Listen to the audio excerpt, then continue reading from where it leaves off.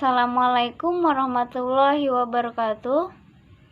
Kami dari kelompok 8 ingin mempresentasikan tentang pengembangan model-model kurikulum. Kami di sini beranggotakan Rizda Amelia dan Nurhalisa. Silakan kalian lihat gambar yang ada di samping ini. Sebelum kita memasuki materi berikutnya, di sini saya akan membacakan pengertian model. Model adalah pola-pola penting yang berguna sebagai pedoman untuk melakukan suatu tindakan. Sedangkan pengembangan model kurikulum adalah suatu sistem dalam bentuk naratif, matematis, grafis, serta lambang-lambang dalam penyusunan kurikulum yang baru ataupun penyempurnaan kurikulum yang telah ada yang memberikan lebih model-model pengembangan kurikulum. Yang pertama, administratif. Model administratif merupakan model pengembangan kurikulum yang paling lama. Munculnya model tersebut berawal dari inisiatif dan gagasan pengembangan dari para administrator pendidikan dan menggunakan prosedur administratif. Yang kedua, model grassroots dari bawah. Model ini mendasarkan diri pada anggapan bahwa penerapan suatu kurikulum akan lebih efektif jika para pelaksanaannya di sekolah sudah diikutsertakan sejak mula pengembangan kurikulum itu. Yang ketiga, BUKM. Pengembangan model BUKM memandang pengembangan kurikulum tersebut dalam prosesnya secara menyeluruh. Yang keempat, RAP-Tiller. Pengembangan kurikulum model Tiller ini mungkin yang terbaik dengan penekanan khusus pada fase perencanaan. Yang kelima, Interfath model Taba. Pengembangan kurikulum model ini diawali dengan melakukan percobaan, penyusunan teori, dan kemudian baru ditetapkan. Hal ini diharapkan untuk lebih mempertemukan antara teori dan praktik serta menghilangkan sifat keumuman dan keabstrakan yang terjadi dalam kurikulum yang dilakukan tanpa kegiatan percobaan. Yang keenam, Roger Interpersonal Relation Model. Dengan model pengembangan kurikulum ini, Interpersonal Relation ini, Kak Roger berpendapat bahwa kurikulum diperlakukan dalam rangka mengembangkan individu yang terbuka, luas, dan adaptif secara situasi perubahan. Yang ketujuh, D.K. Wellheller. Pendekatan yang dilakukan Wellheller dalam pengembangan kurikulum pada dasarnya memiliki bentuk rasional. Setiap langkah kurikulum pada dasarnya memiliki bentuk rasional. Setiap langkah fasenya merupakan pengembangan secara logis terhadap model sebelumnya, di mana secara umum langkah tidak dapat dilakukan sebelum langkah-langkah telah terselesaikan. Selanjutnya, presentasi berikutnya dilanjutkan oleh Nurhalisa. 9. Menurut Audrey dan Hort Nicholas,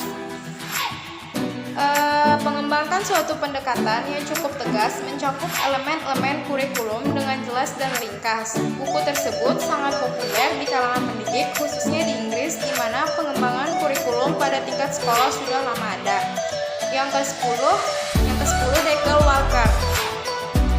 Dekel Walker berpendapat bahwa objektivitas atau rasional model dalam proses kurikulum ini tidak menerima pendapat dalam literatur yang tidak populer. Walker berpendapat bahwa pengembangan kurikulum tidak mengikuti pendekatan yang telah ditentukan dari urutan yang rasional dari elemen-elemen kurikulum ketika mereka mengembangkan kurikulum.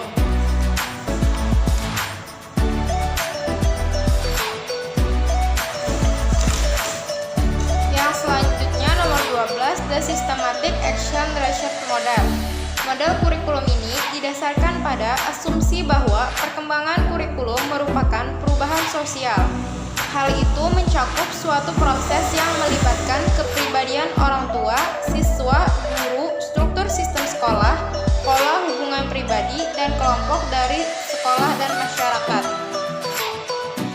Selanjutnya yang ke-13, Emerging the Denical Model.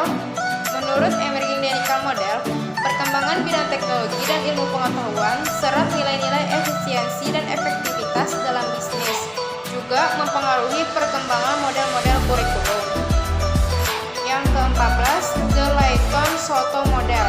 Dalam model ini, Layton Soto terminologi berpendapat bahwa perilaku yang tertulis ke dalam tujuan, sedangkan kegiatan adalah pengalaman mereka menyanggupi pelajar untuk mencapai perilaku yang diharapkan dan kegiatan yang dipilih dan diatur, tapi hanya mengalami perilaku terminal yang dievaluasi.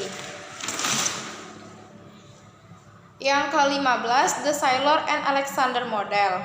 Mereka berpendapat sebuah rencana yang menyediakan kesempatan belajar bagi orang yang akan dididik. Namun, rencana kurikulum tidak dapat dimengerti sebagai sebuah dokumen, tetapi lebih sebagai beberapa rencana yang lebih kecil untuk porsi atau bagian kurikulum tertentu.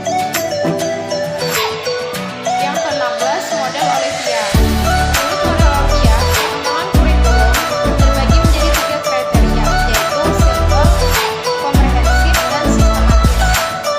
Yang ke-17, kurikulum terpadu, integrated kurikulum. Menurut kurikulum terpadu,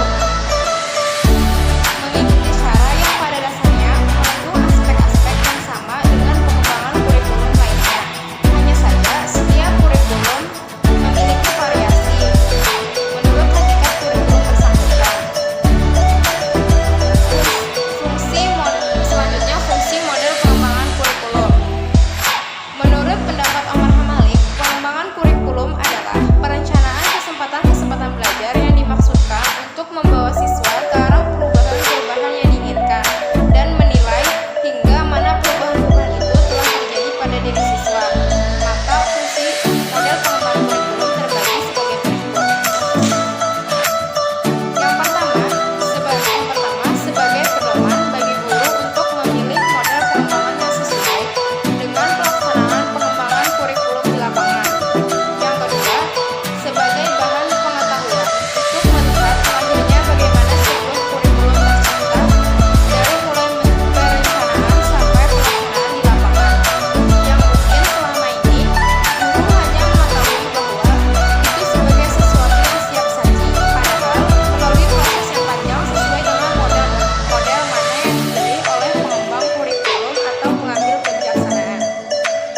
Yang ketiga, sebagai bahan untuk menyusun kurikulum yang sesuai dengan visi dan misi karakteristik dan sesuai dengan pengalaman belajar yang diharapkan atau dibutuhkan oleh siswa. Yang keempat, sebagai bahan untuk mengadakan penelitian yang merupakan bagian tugas profesional guru yang memiliki tanggung jawab dalam meningkatkan kinerjanya sebagai seorang guru. Yang kelima, sebagai bahan untuk melihat perbandingan dan keberhasilan tentang model pengembangan kurikulum yang digunakan suatu sekolah yang nantinya diharapkan untuk memperbaiki kurikulum yang dilaksanakan. Itulah presentasi dari kami. Saya ucapkan wassalamualaikum warahmatullahi wabarakatuh.